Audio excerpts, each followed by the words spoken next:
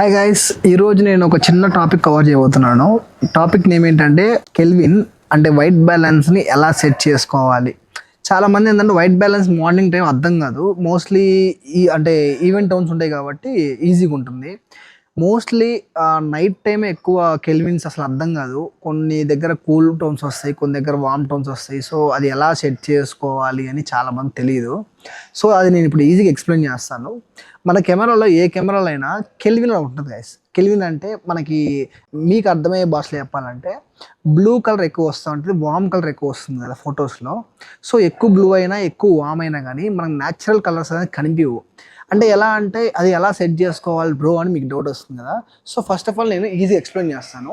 So blue అంటే ఏంటి, white అంటే ఏంటి అని చెప్తాను. ఇప్పుడు నాది నార్మల్గా ఉంది కలర్ టోన్ అనమాట. ఇప్పుడు నేను దీన్ని బ్లూ తీసుకోవాలనుకుంటా. సో బ్లూ తీసుకోవాలంటే చూడండి ఎలా అయిపోయిందో, అర్థమవుతుంది కదా. సో ఇలా బ్లూ వచ్చేస్తే ఫోటోస్ బాగుంది చూడడానికి బాగాలేదు. సో ఈ ఫోటోస్ని తీసుకెళ్ళి కలర్ గ్రేడింగ్ చేద్దాం అనుకున్నాం. కానీ అంటే కలర్ గ్రేడింగ్ అంటే డావిన్సీలో ప్రాపర్ కలర్ గ్రేడింగ్ కాదు, జస్ట్ నార్మల్గా కలర్ కరెక్షన్ చేద్దాం అనుకున్నా కానీ ఈ ఫుటేజ్ని మనం చేయలేము గాయ్స్. ఎందుకు అంటే ఇప్పుడు ఈ ఫుటేజ్ని ఇంత బ్లూయిష్ ఉన్నాయి కదా. సో నన్ను సబ్జెక్ట్ని చేద్దాం అంటే బ్యాక్గ్రౌండ్ అనేది కొంచెం అంటే వేరే కలర్కి వెళ్ళిపోతుంది, న్యాచురల్ కలర్స్ రావు. ఇప్పుడు మనం పర్ఫెక్ట్గా సెట్ చేసుకుంటే దీన్ని కరెక్ట్గా సెట్ చేసుకోవచ్చు. ఇప్పుడు నేను ఎక్కువ వామ్ పెట్టుకుంటే ఎక్కువ వామ్ పెట్టుకున్నా కానీ చూడడానికి అంత బాగాలేదు. అంటే ఏదో గోల్డిష్ కలర్లో అది ఏందో ఒక రెట్రో వైపులో వస్తుంది. సో దీనికి ఏంటంటే ఈ రెట్రో వైపు రావాలంటే రీసెంట్గా మీరు చూస్తుంటారు కోయిల సాంగ్. సో మోస్ట్లీ మీరు అది గమనించే ఉంటారు. సో బ్యాక్గ్రౌండ్ మొత్తం నా బ్యాక్గ్రౌండ్ ఉంది కదా మొత్తం వామ్ టోన్స్లో. సో ఈ థీమ్లో ఉంటుంది. సో పర్సన్స్ మాత్రం కరెక్ట్ టోన్లో ఉంటారు. సో అది ఎందుకు వస్తుందంటే మనం లాగ్లో షూట్ చేసుకొని పర్ఫెక్ట్ కెల్విన్ పెట్టుకొని అవి మనం చేసుకోవాల్సింది ప్రాపర్ కలర్ గ్రేడింగ్లో లట్స్ వాట్ చేసుకుంటాం అది. సో రెట్రో వైపు తిప్పేదానికి ఈ విషయం ఎందుకు చెప్తున్నా అంటే చాలా మంది కూడా కొత్త వాళ్ళు, ఆల్రెడీ దీని గురించి తెలిసిన వాళ్ళ గురించి కాదు, కొత్త వాళ్ళు ఉంటారు కదా కొంతమంది. వాళ్ళు ఏంటంటే ఇలా పెట్టుకుని తీసుకొని ఏదో ఒక ఫిల్టర్ వేసి అయిపోతుందిలే లైట్గా చేద్దాం అనుకుంటారు. కానీ సో అది వర్కౌట్ కాదు. మీరు ఎప్పుడన్నా కానీ ఈ వైట్ బ్యాలెన్స్ని కరెక్ట్గా అంటే ప్రాపర్గా మీరు తెలుసుకోవాలి అని మీకు ఉంటే, సో మీకు ఎప్పుడన్నా ఈ వైట్ బ్యాలెన్స్ గురించి ప్రాపర్గా తెలుసుకోవాలని మీకు డౌట్ వేస్తే ఫస్ట్ ఆఫ్ ఆల్ మీరు ఈవెంట్స్కి వెళ్తారు కదా.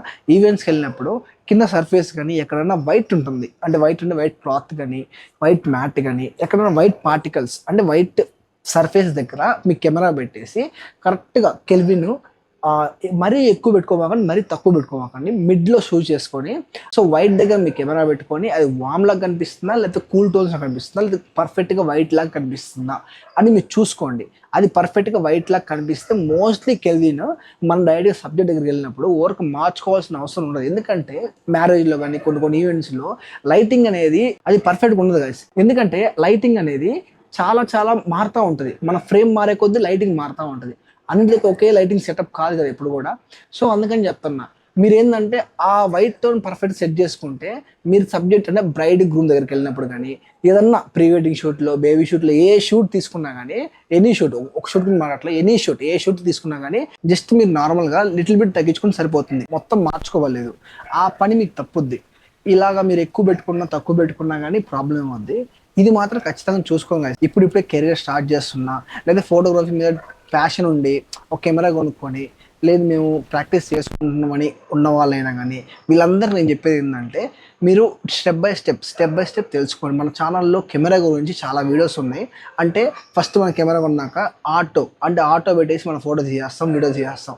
అలా కాకుండా మనము మాన్యువల్గా ఎలా ఫొటోస్ తీయాలి, ఎలా వీడియోస్ తీయాలి అనే దాని గురించి వీడియోస్ ఉంది మన ఛానల్లోకి వెళ్ళేసి ప్లేలిస్ట్లోకి వెళ్ళేసి కెమెరా గురించి ఉంటాయి, మొత్తం ప్లేలిస్ట్ వరుసగా ఉంటాయి. సో మీరు ఒక స్టెప్ బై స్టెప్ తెలుసుకోండి. అంటే ఆ రోజు నేను టాపిక్ కెల్విన్ చెప్పా కానీ కెల్విన్ గురించి పూర్తి ఎక్స్ప్లెయిన్ చేయలేదు. అది ఎక్స్ప్లెయిన్ చేయడానికి ఖచ్చితంగా నైటే కావాలా, అది మార్నింగ్ ఉంటే అర్థం కాదు. ఇంకా నా బ్యాక్గ్రౌండ్ సరిగ్గా లేదు కాబట్టి నీకు ప్రాపర్గా కనిపించలేదు. కానీ సో ఈ సైడ్ ఉంది కదా, ఈ సైడ్ వల్ల ఖచ్చితంగా మీకు అర్థమై ఉంటుంది. అంటే ఇది ఏమైనా కష్టం రాకెట్ సైన్స్ ఏం కాదు గైస్, ఓకేనా. ఒక్కసారి చూస్తే ఖచ్చితంగా మీకు వచ్చేస్తుంది. అది మీరు చూసేటప్పుడు కొంచెం ఒక మైండ్లో పెట్టుకోండి. ఎవరైనా కొత్త వాళ్ళు స్టార్ట్ చేసినప్పుడు చిన్న షూట్స్ చేసుకుంటాం, మనం ఓన్ షూట్స్ చేసుకుంటాం, మీ పోర్ట్ఫోలియో బిల్డ్ చేసుకోవాలనుకుంటే మనం నేను చెప్పినే కదా యూట్యూబ్లో చాలా వీడియోస్ ఉన్నాయి, అన్నీ రిఫర్ చేసుకుని పాయింట్ రాసుకో. మీకు ఒక కెల్విన్ గురించి ఒక క్లియర్ క్లారిటీ వచ్చింది అనుకుంటున్నాను. మీకు ఖచ్చితంగా క్లియర్ క్లారిటీ వస్తే మన వీడియో లైక్ చేయండి, సబ్స్క్రైబ్ చేసుకోండి, అలాగే కామెంట్ చేయండి ఎలా ఉందో నా ఎక్స్ప్లెనేషన్. గైస్ మర్చిపోకుండా లైక్ అయితే చేయండి guys. చూసిన ప్రతి ఒక్కరు లైక్ చేయండి, ఎందుకంటే లైక్ చేస్తేనే మన వీడియోస్ పుష్ అవుతూ ఉంటాయి కొంచెం ట్రెండింగ్లో. కానీ అంటే ట్రెండింగ్ అని మా ట్రెండింగ్ కాదు, కానీ కొన్ని ఇప్పుడు సపోజ్ మెజారిటీ పీపుల్ 100 మంది చూసారనుకో, కనీసం 50-40 లైక్స్ కొట్టినా కానీ యూట్యూబ్ అనేది మన వీడియోని కొంచెం పుష్ చేస్తుంది అనమాట, కొంచెం వ్యూస్ కోసం. సో అందుకని గైస్, ఓకేనా, మరో కొత్త టాపిక్ ముందుకు వస్తాను. Guys, don't forget to subscribe to Flex Style. Bye guys.